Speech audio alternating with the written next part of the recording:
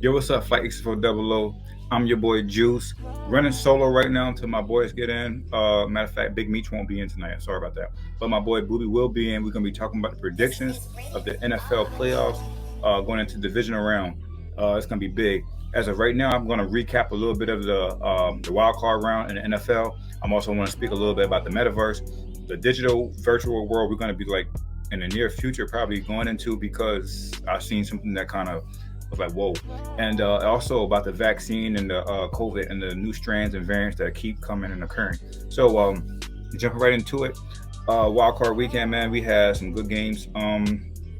What was interesting, first and foremost, was to see the Bengals win their first playoff game in I believe like 41 years. The Bengals, they look very dangerous. Their offense is young. Uh, I think they can keep that core together for a good many years, and that's going to be a really tough team. Defense is also, in my opinion, has a good bit of playmakers over there. A lot of people overlooking, coming over from the Steelers and the Giants and some of the Saints, I believe. And it's a bunch of talent that has came together and gelled well together for this team. Um, will the Bengals be a threat going forward if I'm thinking about it like that now? I do believe they will, but at some point it's going to come to like for instance, excuse me, the defense that they have, I kind of feel like they're kind of young, but it's not like an elite. So they need like elite pieces. That's pretty much what I want to get to. And I don't see any elite pieces. I don't see any young talent that was drafted. No. So they're going to need some elite pieces. Obviously, that can happen. This season has been something that no one expected. They're going from worst to pretty much first in the division, obviously, in the North. But they're going to need some elite pieces. This season right here maybe won't help that cause as far as the draft, unless they strike, someone falls or they just strike gold in the draft, because they're going to have a pick that's going to be far in the end of the draft. But they do need some young playmakers, elite playmakers on that defensive side of the ball. A lot of people criticized them when they didn't go offensive line in the draft, taking Jamar Chase. But we see how that paid off now. I believe Jamar Chase may possibly even win Offensive Rookie of the Year. So you see what that has, how that's paid off for them. Great pick. And now we got to face him on Baltimore Ravens, and we got to face him twice a season now. So that's going to be tough. But like I said, that game against the Raiders, jumping into that game, speaking about that game a little bit, I was rooting for the Raiders, obviously. Even though the Bengals come from my division, I'm not rooting for them because, I want the Ravens to be the top dog. So if it's not us, then there's nobody, especially for my division. The Raiders put together a fairly decent season after everything they went through adversity-wise, with Ruggs, with the head coach, John Gruden, and the things that occurred there, and the coach they stepped up for, and they played well for him all the way to the end. I like Derek Carr. I feel like this year right here, he matured a little bit to the point where he seems as if he was comfortable in being in a position where he knew he was the man. If it lied on his shoulders, it did. He was going to take care of business regardless. So I just feel like Carr is the answer for quarterback in Las Vegas if they see fit that way. But they need to surround him with some more weapons besides Waller. Jacobs, decent running back. Not a running back that is gonna take over a game like a Jonathan Taylor or Derrick Henry, or a running back who can carry the load like a Jonathan Mixon. So on the Bengals, but just adding a few weapons to their offense and to the defense would definitely help the Raiders get over the hump, and they could be a team that you could see next year being possibly back in the same position, playoffs. Bengals, same thing, playoffs. The only thing about the Bengals, like I said, is that I feel as though, like, I don't know, you would have to think the way that I think, like a person like an Eli Apple or Hilton in that secondary over there. It's, they had a good season this year right here. They made it count, but I don't see it being a consecutive thing. Like, what I'm saying? I don't see like next year I'm doing the same thing. You feel what I'm saying? Like, I feel like either they fall off or they go back to their old ways, or people just, advance above them. You know what I'm saying? And so they won't be at an elite status. They won't be playing at a great clip. You feel what I'm saying? That's just me. Um, my boy's coming in now, so I'm just gonna bring. Yo, if you made it this far in the video, I'd like to say thank you. Make sure you like, comment, subscribe, join the channel, join the movement. Yo, so like I was saying to the people before you got in here, man, I was going over that Raiders and Bengals game, recapping the wild card, and I was just pretty much giving an insight on like where I see their future, like where they ended up this season, and I was speaking on the Bengals, how I felt like Eli Apple and like Hilton and that secondary over there for the Bengals. They played at a good clip this season, but I don't see it being something that they carry on to next season in the near future. So the Bengals, they'll probably be a good team, but I don't think they'll be the same team as they were this year. So they pretty much got to win it this year, or it's not going to be something they continue to do going in the future. The Raiders, on the other hand, like I was saying before my partner got in here, Derek Carr, I believe, is the answer, man. I felt like Derek Carr stepped up in a big way this season. They didn't get it done. The adversity, I know you're saying that, but the adversity they had to go through with Henry Ruggs, you know, with the manslaughter. Well, I can't say manslaughter, alleged. Well, whatever they're gonna charge him with, you know what I'm saying? With the they already charged him.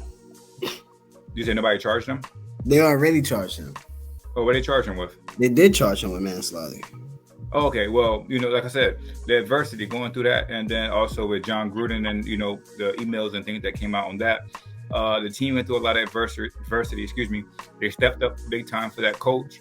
I feel like they need a lot more weapons on that offensive side of the ball. I do love their defensive line and the way that they get after it. They got some dogs up there.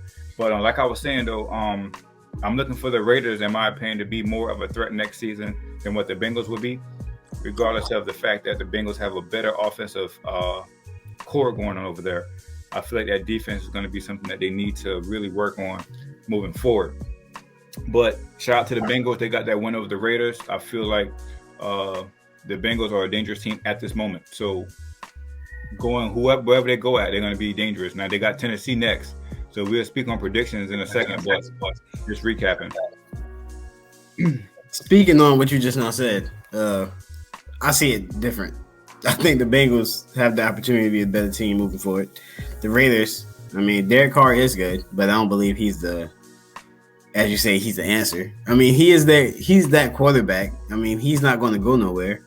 It's just, I don't think they have enough outside weapons to be there next year. Even though they battled through adversity this year, I think every team did. COVID hit a lot of teams this year. So, I mean, yeah, I definitely don't think it's. Yeah, and that's what I said, though. I said if they get him some weapons, that's a legit team right there. You get Derek Carr weapons, bro. Like, you get him 2 legit weapons because he got a tight end. You get him outside. You give some outside threats, yeah, for sure. You give him a possession in the special field guy. Just give him all right. He got a tight end. I feel like if you get him a change of pace back, like a back who can catch the ball out of the backfield, elite status, like somebody like a. Hold up. I like their running back. I just think they need I think they need a two running back system because right now it's just a 2 running back system, but with a running back who is that's out in the backfield, and get him one weapon and the receiving core that's going to be a legit like move the chains guy, and that Derek Carr will eat, bro, because he can make the throws that need to be made. He can lead the team the way that he did. I love the way he was composed this year. And I feel like, man, that's it. That's all they need to be a complete team. They can be a dangerous team for anybody. Yeah. I don't know. We got to see what they do this offseason because they need a coach. I don't know if they're going to keep that guy or not. So, we got to see the offseason. But I know the Bengals are set up for success moving down the line just because they got that young quarterback. So that's the first game, man. That's the first game. And I'm going to speed it up a little bit because I also let the audience know before you got in here that I wanted to speak on the future in which we're headed in the digital world, where we're going to be doing a lot of things virtual now that I've seen. And also the fact that these vaccines are coming out on the fly with upgrades as the new strands are coming out. And I don't know how this is happening. A new strand will come out next week, and then next week after that, you got a new vaccine to handle that, whatever the case may be. So just to finish the recap before we jump into that and then jump into some predictions. We can jump into your quick game, the Patriots and the We don't need to Bills. talk about them. We don't need to talk. Hat off to the Bills. The Bills did their thing. I mean, Okay. that was the worst game I've ever seen. I'll let you take care of that one then. Oh, by the way, Man. you lucky I ain't seen you this. You lucky I ain't seen you. I ain't get my paper. Hey, I forgot I owe you that. Yeah, I got you. I forgot I owe you. We're gonna wait till you get settled because I know you got some things you're trying to handle right now. So we're gonna wait till you get settled. But that's tough. So we're gonna shout out to the Bills. Shout out to how they handle business this year, even though it was a scare toward the end. Woo. They took it to the end, boy. They took it to the end on that one. But they handled business in the end with the Patriots. They made sure they won those last two games, and that was big. That was huge. That made me proud. Almost made me want to be a Bills fan. All right, so now the Cardinals and the Rams. That was another shocker right there. The Rams, they handled business. That came down to coaching, man. Matthew Stafford got his first playoff win. Congratulations for him, but that definitely wasn't him. It was definitely the coaching that came out. Sean McVay had a great game plan set up for his team. Two young coaches getting at it. But the Cardinals, after everything they put together all season, came in the playoffs and looked that bad. It's like when people say don't peak too early, don't peak too late, just peak at the right time. They definitely peaked early. They peaked early. They came out real hot. 8-0, 9-0 at the beginning of the season. Like, they was beating everybody. I think it's Thomas Collar got hurt, and then D-Hop got hurt. That's when everything started fading down. And then defensive players got hurt. That's when it started tolling off. So, I mean, I think injuries played a big factor with them. I think Collar came back, wasn't super confident as he was, because as we seen, once he came back from his injury, he wasn't balling like he was at the beginning of the season. So I think his confidence got shot a little bit. So, and the same thing, well, not with D-Hop, because D-Hop wasn't showing out like he was at the beginning of the season either. So yeah, it was tough, man. It was tough to see that, because Keyshawn Johnson, who I listened to on Keyshawn J. Will and Max in the mornings, he always say that he hate the system that the Cardinals play, the air raid system, and that he believed the Cardinals would lose pretty much like how they lost. And it came to tuition, like he said. You know what I'm saying? It was overhyped pretty much. This is what he will always be able to was saying, like they were overhyped. And it seems that way after what we've seen this season. I could say the same thing about the Patriots too towards the end. But whoa. We had a rookie quarterback. First year made it to the playoffs. Did you see? Wow. Did you see that that video I sent you with Mac Jones? He was dancing. You saw it? Hey man, he was trying to get warm. It was cold at that moment. No, he was dancing. They was in the huddle, and then he started dancing. Like he was trying to do the gritty on the side. Like he was trying to do the gritty, but it was funny. I was like, oh, he hyped before the game. He doing that gritty. He doing that gritty for the game. Hey man. Hey, next year Mac gonna be a problem. Watch. He gonna be a problem. Come out there looking like that, doing it gritty before the game. You can't do that, man. Disrespectful. Anyway, so who does Buffalo get next? Oh, Buffalo got Kansas City next, by the way. So that's going to be a good one. That's not going to be a good one. Buffalo and Kansas City. So because that can go either way. That can go just how the Patriots game went, or it can be a tight game. Because Kansas City start off slow. They start off slow against the Bills. You'll speak on those predictions, but speaking on Kansas City, they played the Steelers. Before that game, Big Ben had some interesting words to say about being in the 14 teams in the playoffs, and then probably being number 14, like pretty much being probably the worst team in the playoffs. That's pretty. That says a lot, bro. Like, I don't understand. Like, why would you say like, yeah, we in the playoffs? We probably the sorriest team in the playoffs. I mean, I don't get why you would come out and say that, but Big Ben knew he was leaving. He didn't care if he won a Super Bowl. To be honest with you, I feel like Big Ben was like, if we win, we win. If we lose, I don't care. I expected it anyways. I'm done. So that's what it seemed like, bro. For you to come in there and say, you know what I'm saying, out of all 14 teams, we probably the sorriest one. I rock with it because he's a truth teller. He know they don't got the best roster this year. Kansas City went in there and did what the last two games we spoke about pretty much did and wiped them out. pretty much wipe them off the map. And that was something that was expected because the Steelers I was so pissed off the Steelers made the playoffs that I didn't even want to care about the playoffs this year. I'm like, yo, the Steelers started off so horrible. Everybody was like sick of forking them. They done this and that. You know what I'm saying? And then the Ravens was like, they're the number one team in the AFC right now. The Ravens going to win the AFC North, and they're going to be a tough route. And we went from 8-2 to then going 8-9. I think 8-10, 9-10. How many games? I don't know. I don't even know no more. I just know we didn't make it, and they made it, and I was pissed. So they made it in after that way they started, and I was pissed. That happened. They got a culture of winning, though. Mike Tomlin is a winning coach. He is. That man didn't miss the playoffs in a long time. So yeah, he didn't miss the playoffs since he been. Oh yeah, matter of fact, he did. He just never. He never had a losing season. Excuse me, he never had a losing. Yeah. Season. He never had a losing season. So yeah, that's a GOAT right there, GOAT coach. So the Green Bay. Who else played? The Buccaneers played. Who the Buccaneers played, bro? Every game during the wild card was a terrible game. And excuse me, audience, if because I didn't get a chance to really catch any of these games. I had a very busy weekend. I was very busy. I was in a tournament myself down in the Nationals for Florida, so I didn't get a chance to catch any of the games like I wanted to. Only highlights and things of that nature. Who did the Bucs play again? The Bucs played. Who they played? Because I watched that game. Who did they play? I was pissed off at them. I forgot.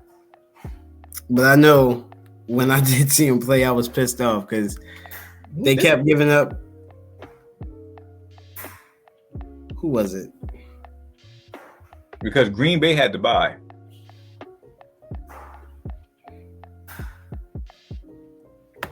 Let me look it up because the Bucs played the Eagles. Yeah. Okay. And I was pissed off at Jalen Hurts because he kept throwing to one person. And he hit Devontae Smith all game. Bro, that was the worst game plan. And they kept saying that Troy Aikman kept saying that he was like, they're still giving Devontae Smith a bunch of one-on-one single coverage with a cushion. I don't know why they're not taking advantage of the best weapon on the field. He been saying that all game, bro. I was like, please throw that man the ball. Please throw him the ball. I didn't see that. I didn't see any highlights from that game or anything. I forgot. Oh, bro. Tom Brady was cooking. Tom Brady looked like Tom Brady. Freaking Jalen Hurts looked like he froze up. I mean, he couldn't do much. I mean, they really did have some. Tampa really did good on defense. I don't know. Tampa did that playoff defense. Mm-hmm. They're real good in the playoffs. And they just, Tabos kept sending the heat at that man, and he couldn't get away from it. I mean, the Eagles stepped up too. Their defense stepped up too, even though it might not look like it. They got the pass rush going in the second half. But, I mean, it was too late by then. Got it. So I didn't catch any of these games. I mean, you talk about the Cowboys 49ers? That's the game I want to save for last because I'm about to say now that was probably the only good game. Yeah, so hold on. As far as the AFC, we talked about the Bengals and the Raiders. We talked about the Patriots and you hit everybody. And the Bills. We talked about the Steelers in Kansas City. Yeah, you hit everybody. Everybody from the AFC, that was that, right? Yeah, and the last game you got to talk about is the Cowboys. We talked about the Bucs. Yeah, so I want to say them for last. We talked about the Bucs and the Eagles and the Cardinals and the Rams. Now the 49ers and the Cowboys. And the reason why I want to take this game for last is because honestly, I was hoping that the Cowboys. I was hoping the Cowboys win too. Not that I believed that they was going to win. I was just hoping that they win because the situation behind Dak and the money that they didn't want to pay him and they said he wasn't worthy. Then he did play some games where he didn't look as good, but who hasn't? You feel what I'm saying? And then he had games where he looked really good. And it's like, okay, that's Dak. He's really good.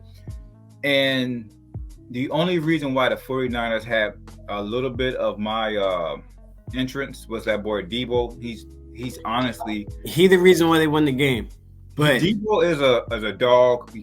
I'm not sure where he's actually from, but I know he played at South Carolina, so it makes me feel good to know that one of my I'm not a South Carolina Gamecock alumni, but I'm a fan. So he came from there. I'm a fan of the team, and I like. You're an Auburn fan. Chill out. He's the most physical receiver in the NFL. No. Give me one that's more physical. he's more versatile right now than Yeah, everybody. more Like, physical, bro. Debo fits his name, bro. It's like he literally likes to get big, like run people over. He doesn't avoid no contact. He does not avoid contact at all. He's like a running back. He looks for the contact. I might say you got Cordell Patterson. That's Cordell Patterson, yeah, I like, but the way they play the game is different. Debo is a better receiver than Cordell Patterson. Debo is a better receiver, but Cordell has put up numbers. He has put up numbers, but he gets more attempts as a runner now these days in somewhat fashion.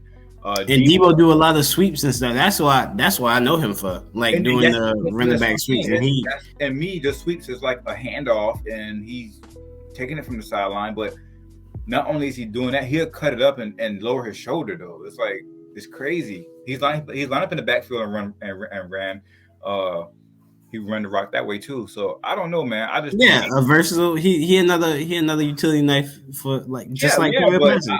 Except I feel like he's better than Cordell Patterson, but still. He's better than Cordell Patterson, and he's more tougher than Cordell Patterson. I don't care what you say. I don't know. See, don't do that because Cordell Patterson run people. He'll lower his shoulder on people too.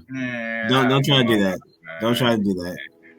Don't try to do that. Jarvis Landry had my number 2 spot. So I'm about to say Jarvis Landry. I'm about to say that was another guy. He loves contact too. He loves contact. These are contact receivers, but Debo, in my opinion, is like the toughest receiver in the league. I mean, bar none. Okay, but just still speaking on that because I don't want to avoid the game. It's a good game. I feel like it was a good game plan by San Francisco. They know they got their front four. They can rush. They know they got some pass rushes on the Cowboys defense. So, Primo, who talked about this? I forgot.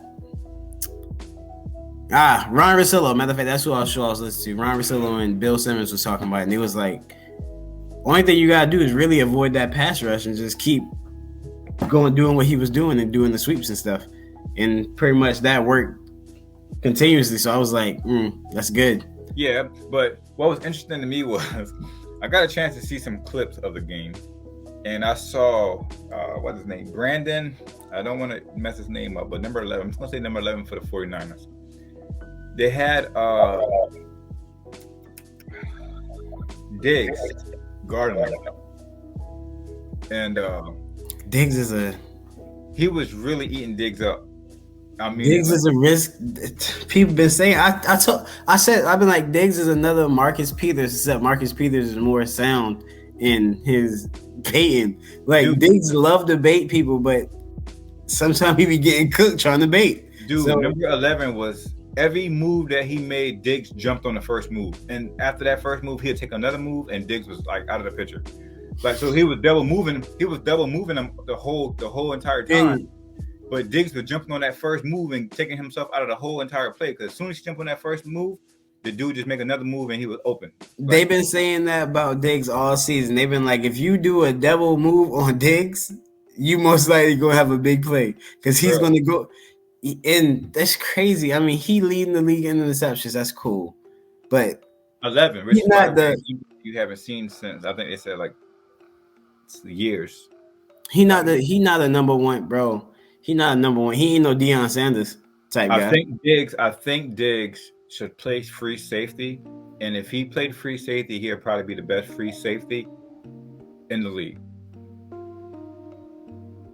You give him an edge read role where he can play around the back, play around the secondary. He just roam around freely. He's gonna get interceptions. It's about instincts, though. I mean. Because he was a receiver, so he kind of understand concepts.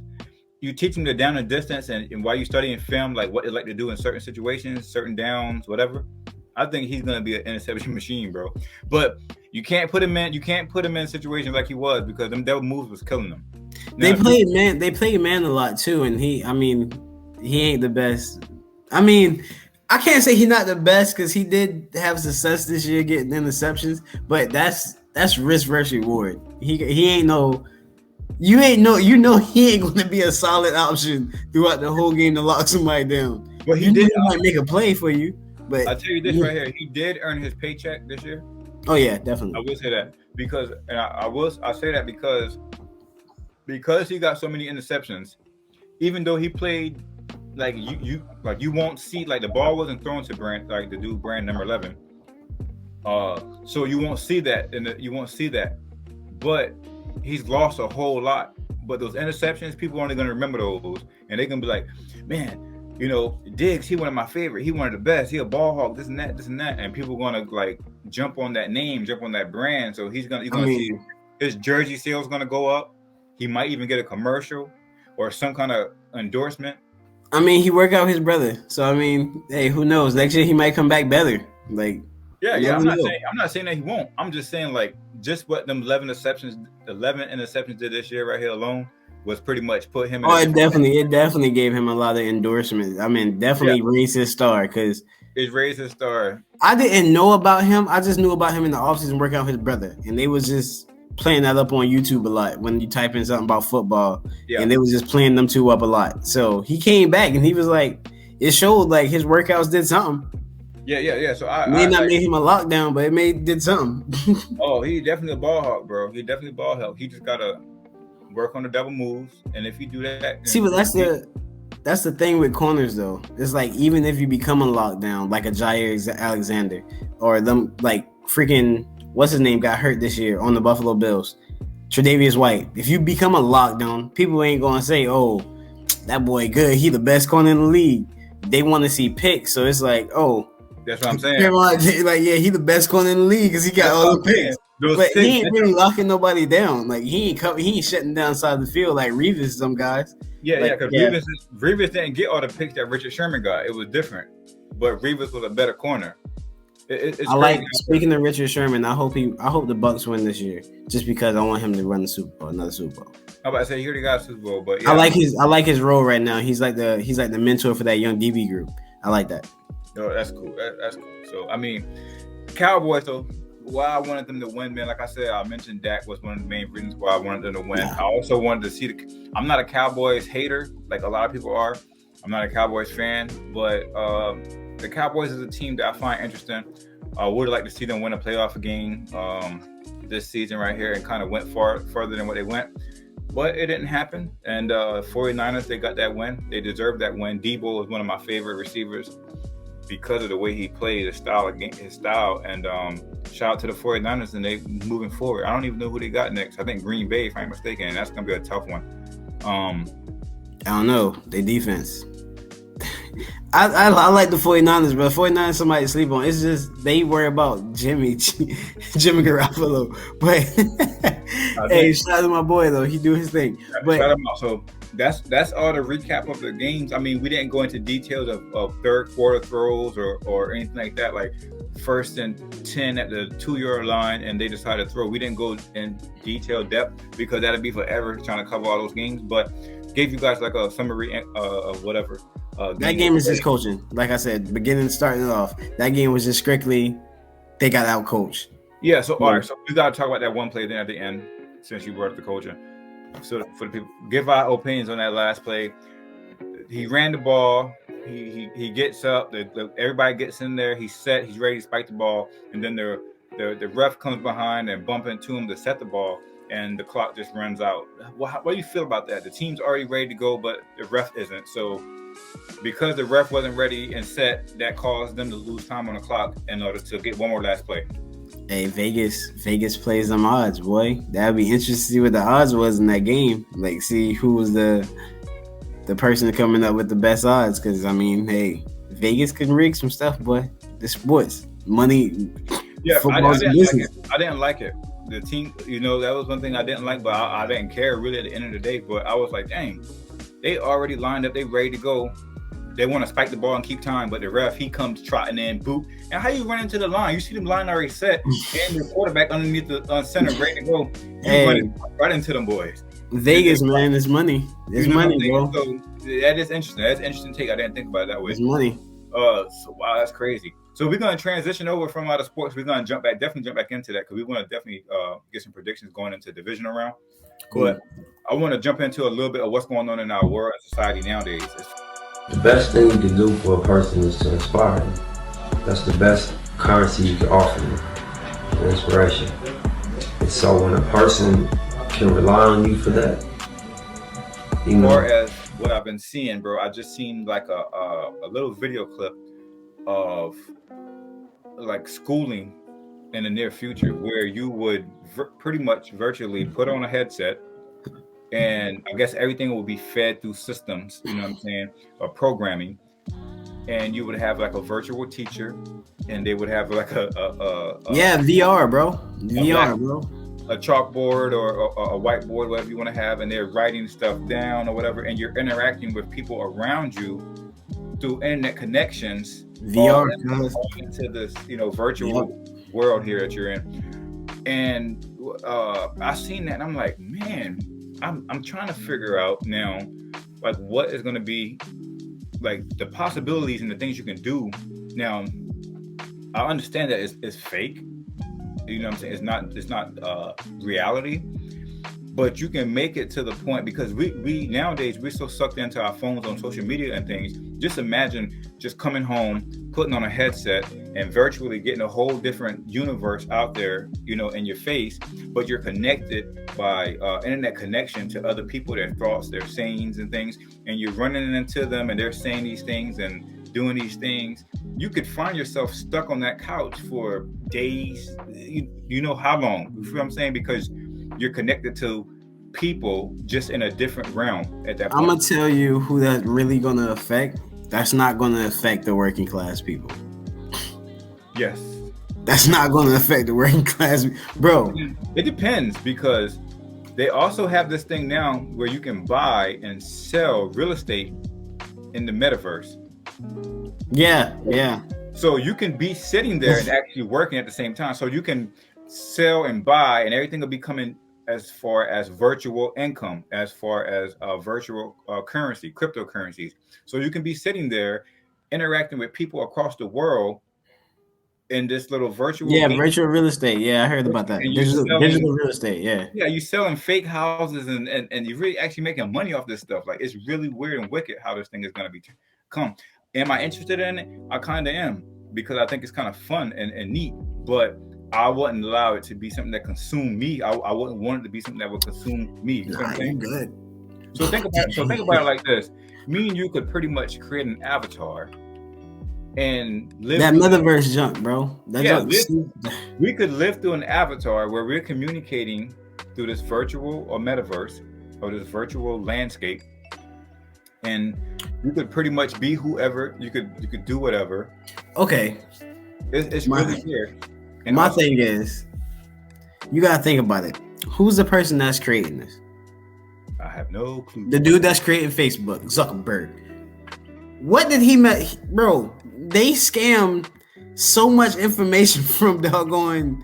No, bro, no. If they already got hacked and stuff one time through freaking just regular Facebook, they got hacked. So now the metaverse, imagine that get hacked. That's fucking with your mind. That's like, you know what I'm saying? That's like something with your brain, bro. No. I feel like it's not the risk. The reward is cool, but the risk is very, very high. Imagine like another country get their hands on stuff like just be able to get in there and just like, you know what? I'm gonna cause more division in the United States that I'm already causing right now through regular apps, like regular freaking Instagram and Facebook and all this other stuff. I'm in the metaverse and I'm about to start causing destruction. So imagine that, bro. That's what I'm saying. Like, it's cool. It sounds cool. Like, bro, I would love for kids that don't really have confidence to be themselves in the real world, to go there and reinvent themselves and be new and just be that guy online. But at the same time, like, you're taking away a lot of traditional things that's gonna mess with like the youth, and you got some people in there that's just gonna just take advantage of it and just cause destruction among that little virtual world. Yeah, so I think it's going to allow people to have two different identities and live two different lives. Yeah, most definitely. You're somebody in the physical world, but you're in the metaverse. You're who you really want to be. The only thing about that is when they involve that cryptocurrency and that virtual income in there, at some point you're going to be limited to who you can be or what you can do in that. See, but this is where my mind went. Somebody that's going to get in there. Imagine a little young rich kid. Okay, that's not really very socially accepted. So in the metaverse, he can come create who he want to be, and he got money already. Like the spend virtually. He got the money. His family probably come from a rich family, so he's online just doing whatever, creating this kingdom or whatever he want to create, and just probably gonna be a tyrant just because he was got bullied or something in real life. So it's crazy to think about, bro. Like it's crazy. Well, it's in the near future though. It's definitely here in the near future. It's definitely, bro. It's here. It's scary. Computer, bro. You can't, bro. We can't be playing with AI like that, bro. We can't, bro. We can't do that. Not just that. They already started testing on monkeys this chip that you put on your brain, and you can pretty much do things with your thoughts versus actually saying bro. It or and doing it. They've been doing that for a while. So they had so what they displayed was a monkey was playing ping pong with his brain. So the monkey had the screen up. And it's a computer screen with the ping pong, but the monkey was sitting in front of the screen, and they were saying that the monkey was playing ping pong with his thoughts, which I don't know how a monkey would know how to play ping pong, so I didn't find that to be believable, but that's what they were saying. They pushing the issue as far as that.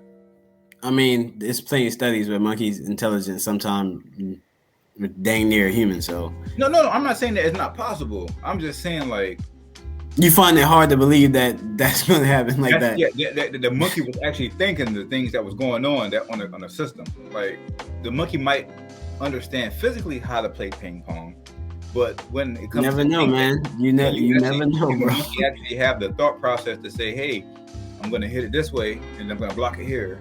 A little tough. You never know. You never know. I'm not saying that it's not true. I'm just saying I find it hard to believe until I can. Bro, with these scientists, bro. I don't want them putting a chip in my brain, but I'm just saying I just find that hard.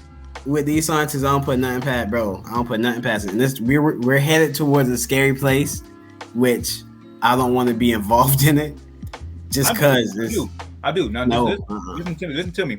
I don't want to be involved in implanting anything in my body because that's not. I'd rather be, as I came in this earth, I'd rather stay that way.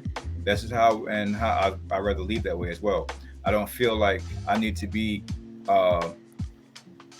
tech savvy when it comes to body actually physically not touching. Like I don't need to walk to my door and unlock it with my brain or something. I can just physically unlock it like I normally would, how I was raised.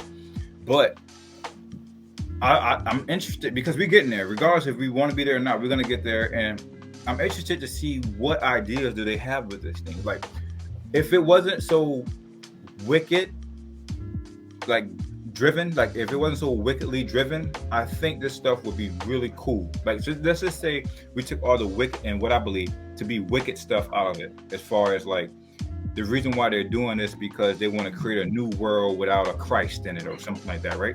Let's just say all this stuff was just something that obviously God given us the talent to do these things, and we're just exploring the talents and the actual intelligence that God gave us just to have fun and explore with it. Dude, that would be kind of cool. If you say so. Bro, because listen, we were blessed and given talents, bro. Like yes, that's cool. Think about how intelligent that is for somebody to think about the thing that they're thinking about and actually applying it to real life, and it's actually occurring to be something that it's cool. That's called a movie.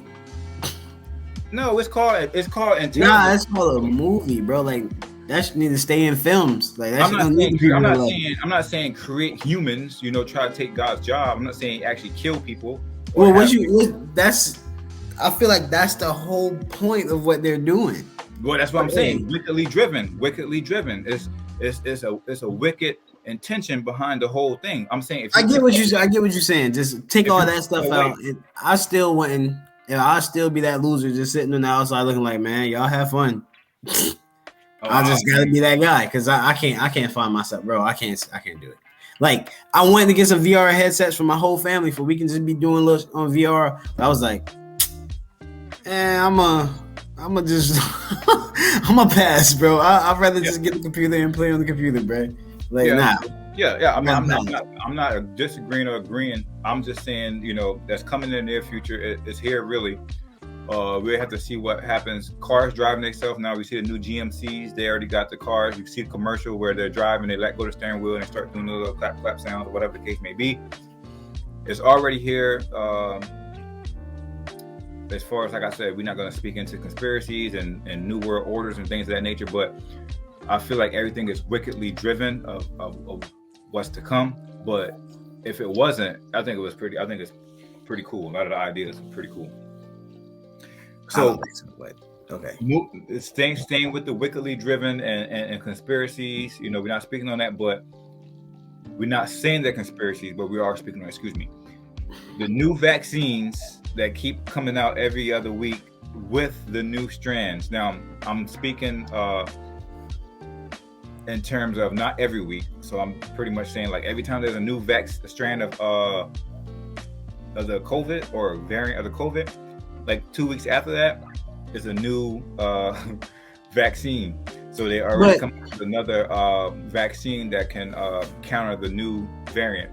I find that to be so crazy that we can do that in times where I don't even hear too much about funding anymore. So what I mean by that is, but think about it though, like in that instance, like just coming from a logical place, you got people that's their main job.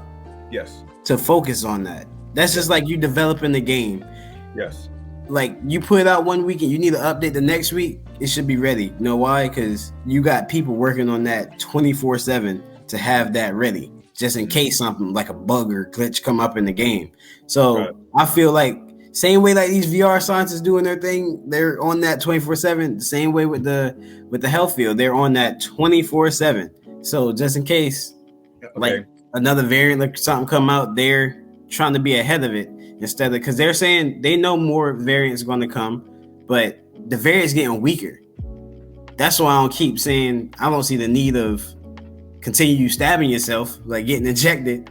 Like for what reason? Like if the variant's getting weaker, and we know pretty much everybody done had, they said most likely everybody will catch this one that's out right now.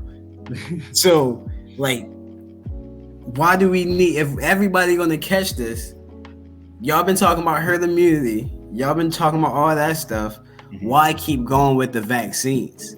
Like if anything, just get one little shot, just like the flu shot, make one little shot or one little pill or something to take and let that be.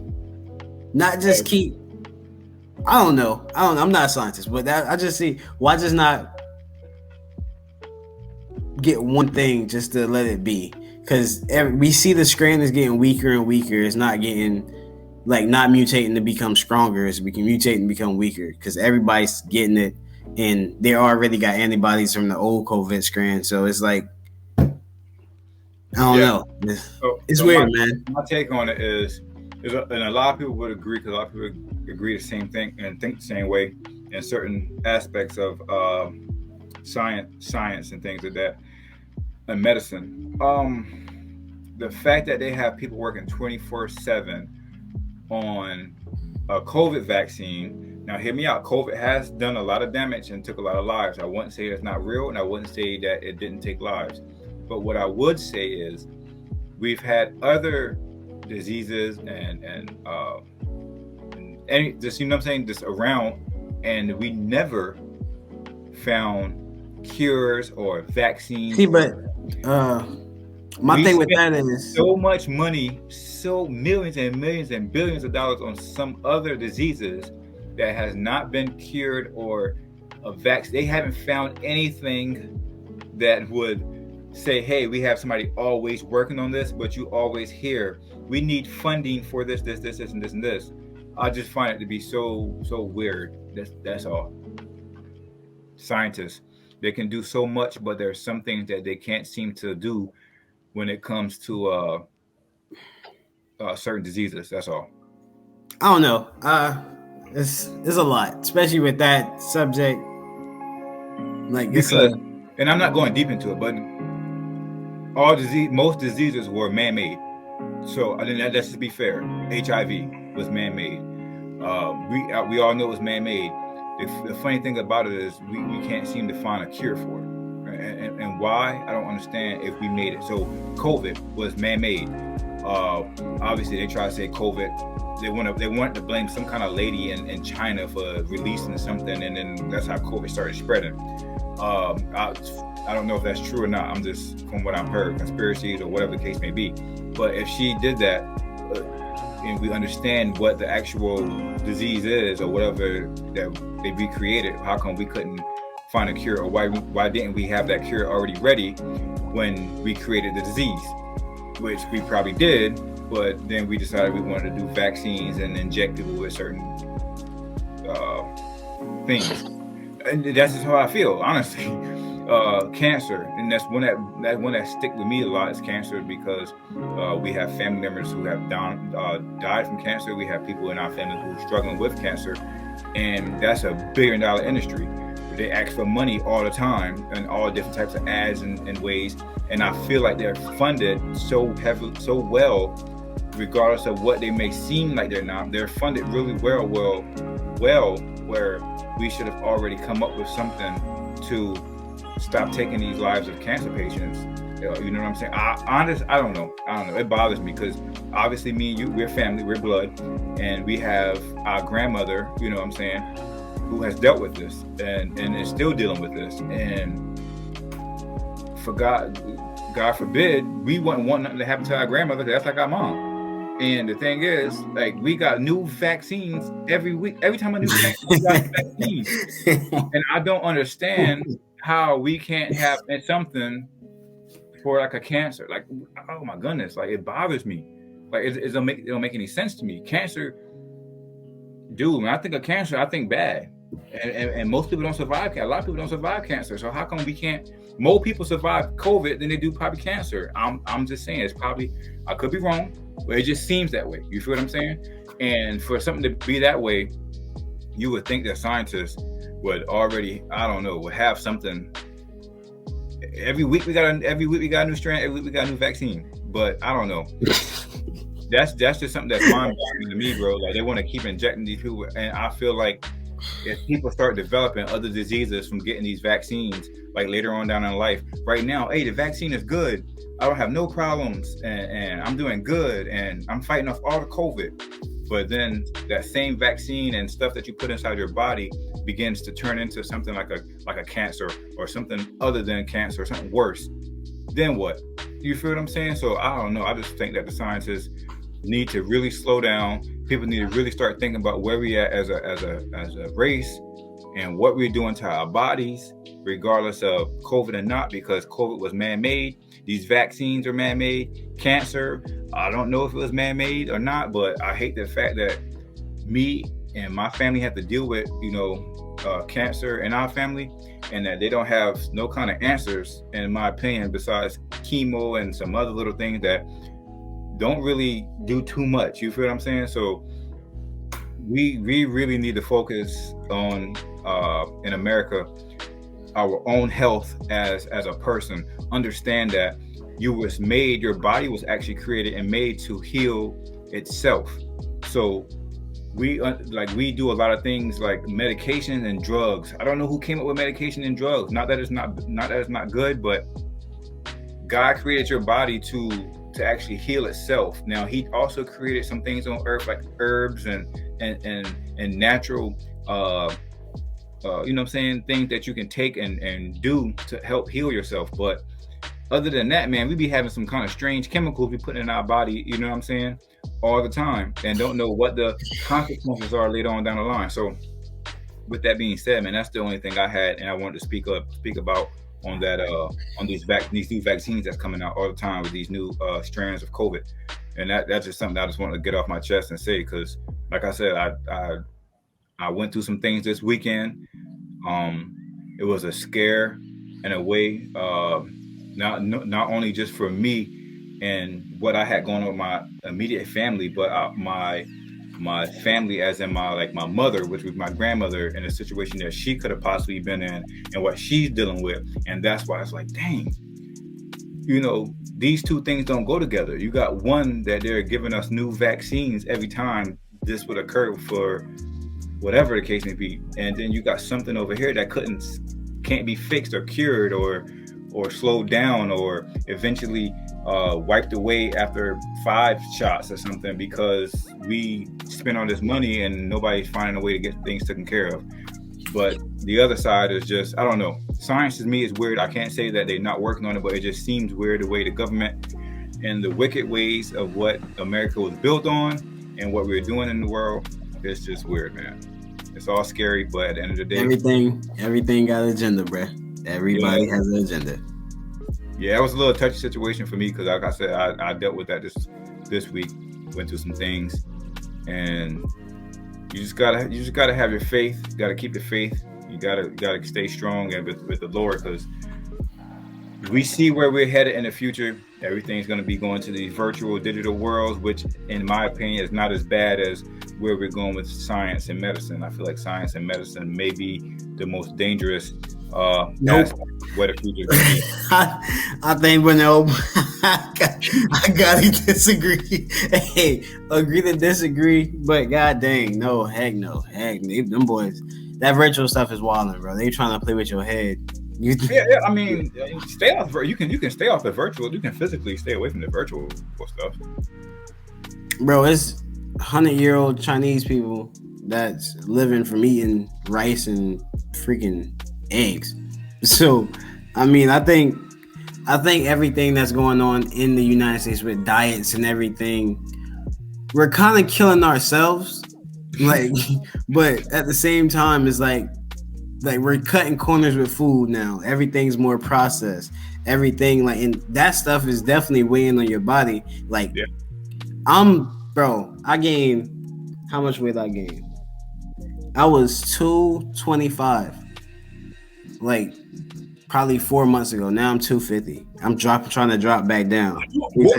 Exactly. I'm trying to drop back. I'm 240 now. I lost 10 pounds. Chill out, bro. I lost 10 pounds. So hey, chill out. But yeah, I mean, bro, it's just the way we eat, like things we eat. Like, we're not trying to, and I work out.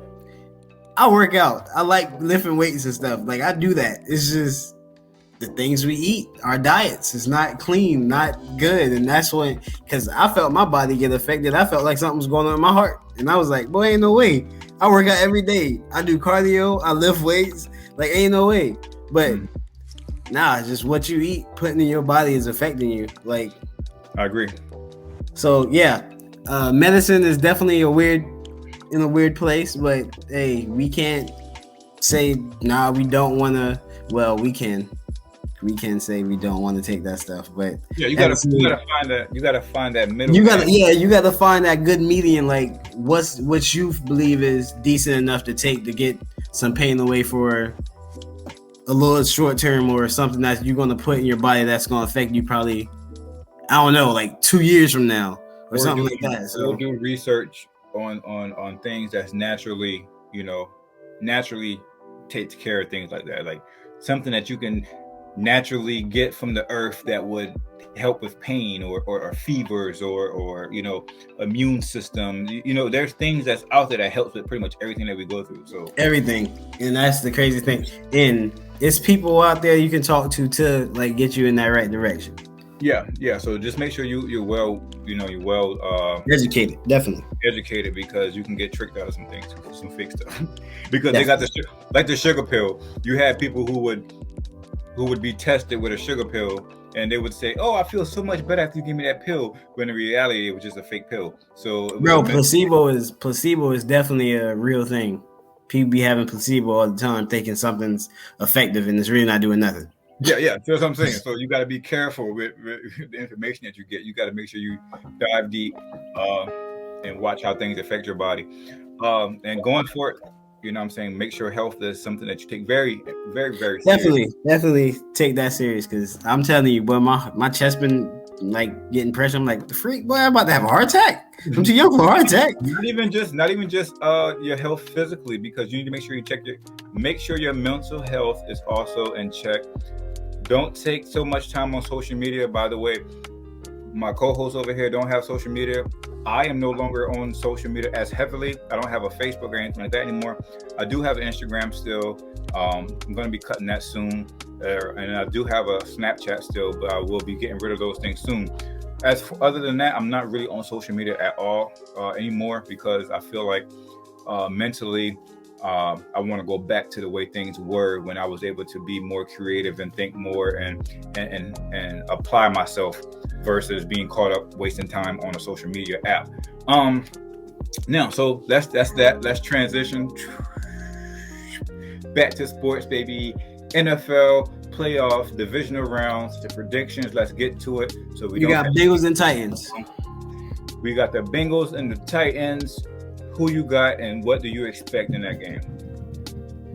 I got the Bengals, bro. Derrick Henry gonna come back. We don't know how he's gonna come back. He might not get the full amount of carries. He might be limited in carries.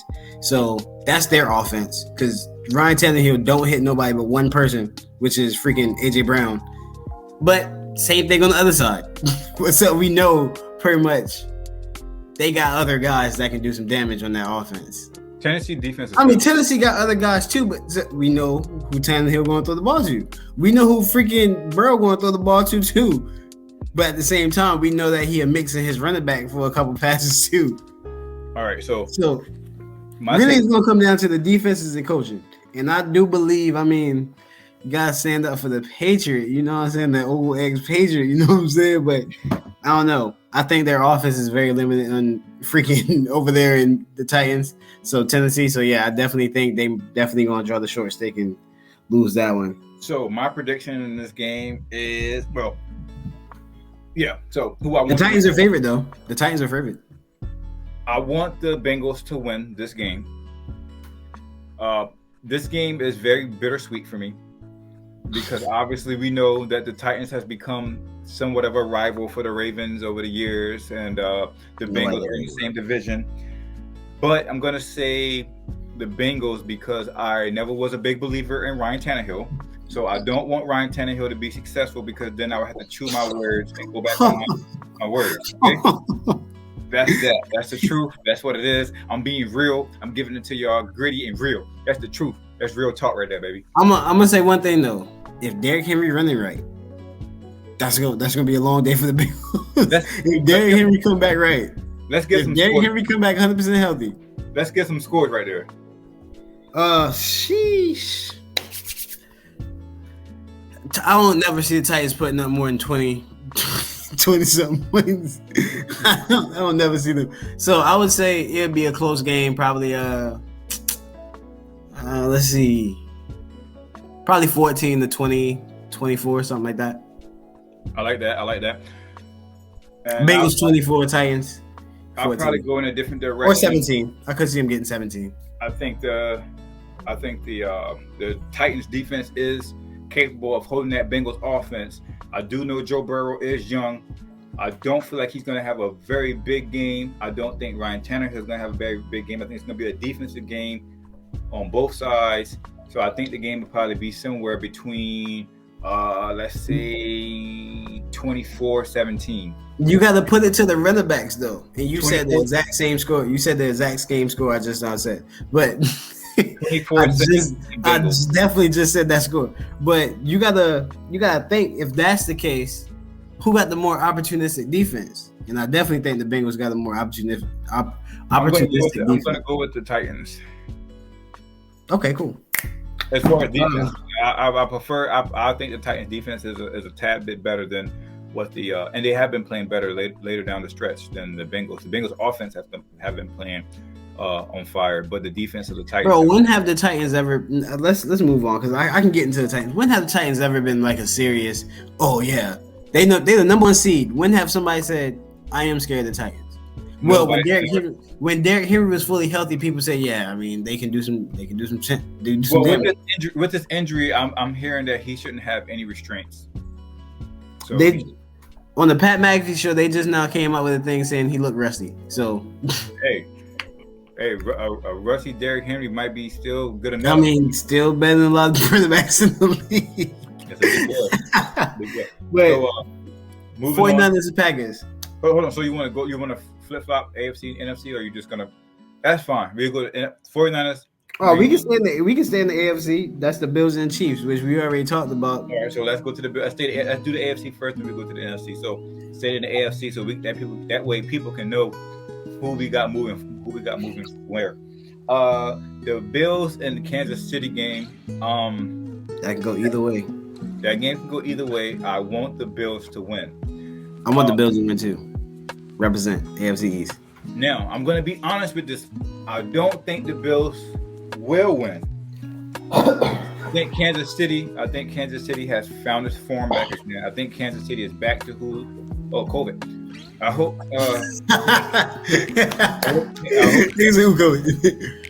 hope Kansas City come up and play as they did early on in the season, where they had the mistakes. They was trying to find the big plays because they knew that's who they were. And I hope the Bills be able to capitalize on that, because they have two good safeties over there that I love. And dog a safety boy. I remember last year, bro, when my boy Stephon Diggs did not go in the locker room. He stood there and watched them boys celebrate after they beat them. And he said, it was something that came out that said he wanted to sit there and watch them celebrate because he wanted to get back there again next year. Remind me when Ray Lewis lost to the Patriots that year and said, hey, we'll be back here next year to see them. And they did that, and they went and won the Super Bowl. So I'm rooting for Stephon Diggs, and I'm rooting for the Buffalo Bills. I'm rooting for Josh Allen. Hey, bro, stop bringing your little Raven comparisons and stuff. Let that be. Let them stay home, cuz. But anyways. But my score predictions in that game right there, I really think the Buffalo Bills probably might squeak this one out, man, in a real tight game. Something along the lines of I'm going to keep this game right here a little high, because I feel like they can go back and forth, maybe like a 30-27 type game. So I got the Bills 30, Kansas City 27. Nope. I definitely got the Bills, just because I think Kansas City gonna come out there sluggish. They have no running game whatsoever, and I think the Bills have a better secondary. So I'm definitely leaning on the Bills. I think they need to scheme up what they need to do with those two guys. Just because really we know it's two guys. You stop them, pretty much you stop Kansas City. We know that.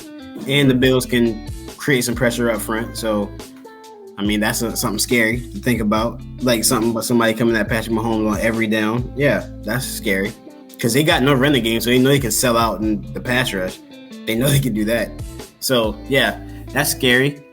And then on offense, I definitely believe they're not as flashy, but they're definitely more efficient than the Chiefs.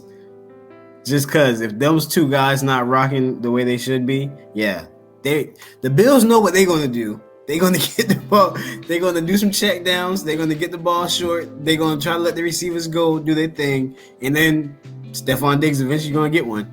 So you got the Bills moving on to the AFC Championship game along with the Cincinnati Bengals. I got the Cincinnati Bengals along with the Buffalo Bills going on to the AFC Championship game. Right now, we got the AFC. We align with the AFC. We thinking right. We thinking Bills and Bengals in the AFC Championship game? Yeah, Bills and Bengals, AFC Championship. Wow, we'll talk about that in a couple of days. After this weekend, we're gonna talk about that. Because this is gonna be a good. I think this is gonna be a good football weekend. I mean, it ain't gonna be no crazy blowouts like freaking. That sucked. That wild card sucked. That wild card round sucked. Moving to the NFC. We can start with the Bucks and the Rams. Ooh. Bucks are 3-point favorites. I want the Rams to win. Actually, no, I take that back. I want Richard Sherman to win the championship. So I want the Bucks to win it all. But I don't know. I like the Rams, man. I like Sean McVay. I like Sean McVay as a coach. I don't know why. You can give us what you want and then give us what your prediction is. So give us what you predict first. Well, I predict. What do you give us a score and let us know what do you predict to happen in this game? Who's winning this game? Well, 27 to probably about 24. So a tight game, field goal. Yeah, game. Tight game. I don't think it's gonna be a dub because who gets the dub? Definitely Bucks. Bucks get the dub. But you want the Bucks to win too, right? I want the Bucks to win. I don't know. I'm torn between the two because I like AD. I like Jalen Ramsey. I like players on the Rams, like Odell. What's the deciding factor in that then? What do you think? Richard Sherman and Tom Brady. What do you think that game's going to come down to though? What's going to be the decide? What like? Oh, definitely. It's gonna come down to probably one defensive stop. So one defensive series. Okay, so definitely gonna be the difference. What I want to happen is I want the Rams to win. My prediction is the Rams will win, and I think it's gonna come down to that defense of the Rams actually being a force to reckon with against the Buccaneers, because I feel like the Rams have the defense to go along with that offense.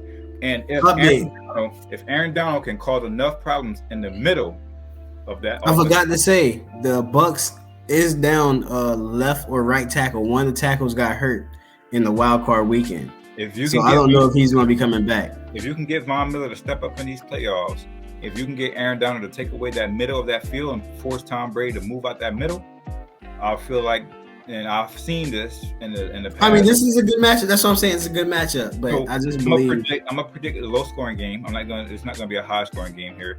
This game right here will be something like let's say 17-10 type game.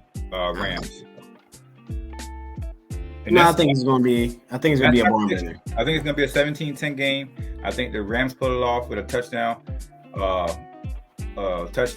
Spread. They're going to get about 7 points, I feel like. But I feel like it's not going to be a high-scoring game. And I feel like the defenses are going to play really good in this game, both defenses, to the point where it's not going to be high-scoring. But the defense that's going to step up the most is going to be the one that win this game, and it's going to be the Rams, in my opinion. So we got one more game. 49ers and Packers. All right, this is what I want. I want the Packers to lose. My predictions is the Packers will win this game. I'm predicting that the Packers will win. This is my truth. My predictions is my truth.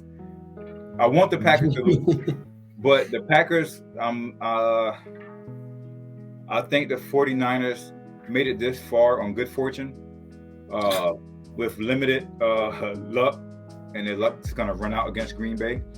I feel like Aaron Rodgers and them boys going to come in there and cook like they normally would offensively. And I see this game getting out of hand somewhat like the Patriots and the Bills game, where it's like a 31-10 game, 31-7. Oh, no. God, dog. Yeah, you tripping. So I got Green Bay winning 31, San Francisco maybe 14. No, you're tripping.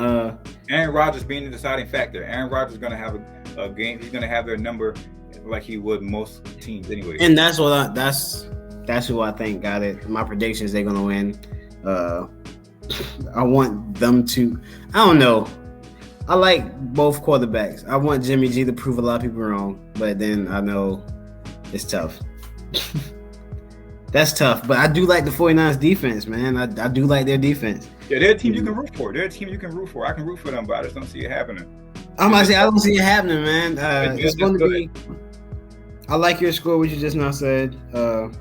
It's going to be a high-scoring game. I actually know. You said 30-something to 10, right? I said like 31-14, 31-17. I like two scores. If anything, it's going to be like 30-something to like 20. I think the 49ers can put up 27. I think they can put up 27.